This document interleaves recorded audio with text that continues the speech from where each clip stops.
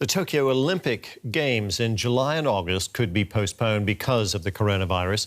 Japan's Prime Minister Shinzo Abe has acknowledged the possibility of pushing the event back for the very first time, saying a decision could become inevitable. Abe had previously insisted the Games would go ahead as scheduled. The International Olympic Committee opened the door to a postponement on Sunday when it said a final decision would be made within the next 4 weeks, but it added that a cancellation was not on the agenda. Canada and Australia say they will not send teams to a July Games. Well, our correspondent Mark Meadows from DW Sports is covering this story for us. Good morning, Mark. A postponement, it's looking increasingly likely, isn't it? Yes, I would say it's almost certain now that the Games will be postponed, probably until July or August 2021. Now, there are other options. One of those is cancellation, but they've said they do not want to cancel. The Japanese have invested so much money in these Games. Already at the last count, $12.6 billion, and it's probably going to rise. So I think cancellation is completely out of the question. A scaled-down Games happening this year with no spectators, maybe less sports. It's possible, but that's not really what the Olympic Games is all about, and no one really wants that. So I think if we listen to Shinzo Abe, the Japanese Prime Minister, talking in Parliament today, it's pretty clear that postponement is most likely. The IOC decision is in line with what I've said. We want to hold the event in its complete form.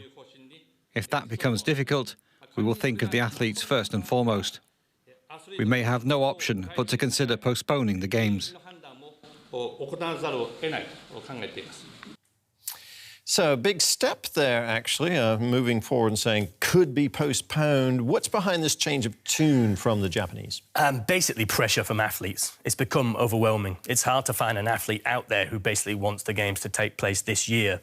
Canada have actually gone further. They've effectively boycotted a Games this year. They put out a statement saying it is not safe for our athletes, their families and the broader Canadian community. The Australians have said something similar. They've said they'd had to make the call now for the good of their athletes, to say, look, you should start preparing for 2021, because obviously the pandemic has caused havoc with training regimes. People haven't been able to train. We've also had the problem with qualifiers for the actual Tokyo Games, if they were going to happen this year. A lot of those have been postponed, so we don't actually know which athletes would take part in Tokyo. So everything basically points to a postponement. How could the Games be salvaged successfully, Mark? Is there an option for that? I think so. I mean, the Japanese were so happy when they won the bid in 2013 and, you know, they were ready with all the venues in double quick time. Those venues are still going to be relatively new. They're still going to be there in July or August 2021. Obviously, all the volunteers are there for this year, but they could quite easily be persuaded to put it back a year. All the hotel space is there. So it's easy to see how a full Olympic Games could take place in 2021. The problem obviously comes if this pandemic is as serious as it is now. At the end of this year, they might then panic and think, hang on, even July, August 2021 is too close.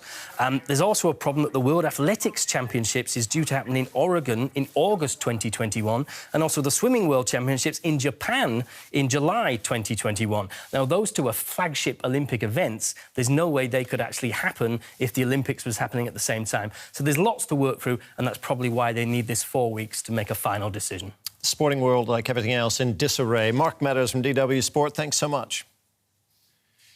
Let's go straight to Tokyo now and speak to journalist Michael Penn. He's the president of the Shingetsu News Agency. Hi there, Michael. Canada says it's not going to send athletes to the Olympics this year. Australia has suggested the same.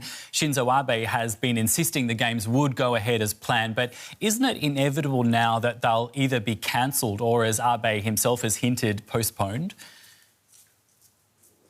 Yes, you put your finger on it exactly. The actions which both the Canada Olympic committees and the Australian government are taking effectively have collapsed the current line of the Japanese government, as well as the International Olympic Committee. You know, they have been trying to hold the line, saying that there would be no change, that things would go forward. But while they kept delaying and you know, essentially being inflexible, other people have now taken this decision out of their hands.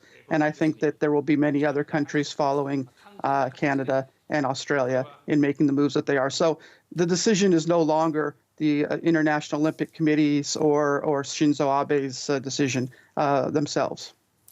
I want to talk to you a bit about the background behind all this. It's been 9 years since the Fukushima disaster. How much is the desire to show off the recovery in Japan from this disaster playing into the reluctance to postpone or cancel the Olympics?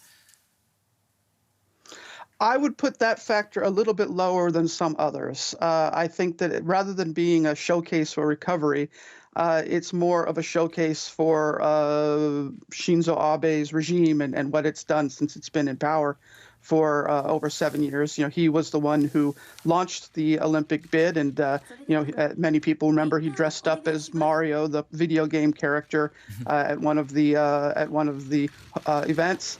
So he's very much put his own prestige on it. Aside from prestige, we're talking money.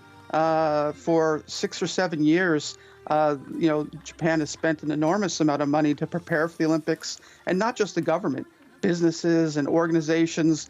We've, you know, all been looking forward to 2020, and development plans and timelines have all been based on 2020 is the Olympic year. And suddenly that's being thrown off, and clearly it was very difficult for the Japanese government to admit that its long-held plans had fallen apart. You say people have been looking forward to the Games for such a long time now. What do people in Japan think about this? Do they want the Olympics to go ahead?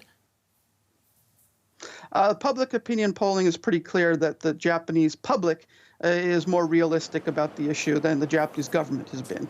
The Japanese public has been telling pollsters that they now think that the Games will be delayed or canceled.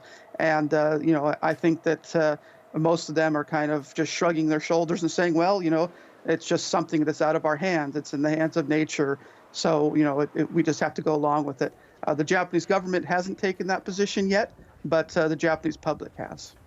Good to talk to you. Michael Penn from the Shingetsu News Agency in Tokyo. Thank you.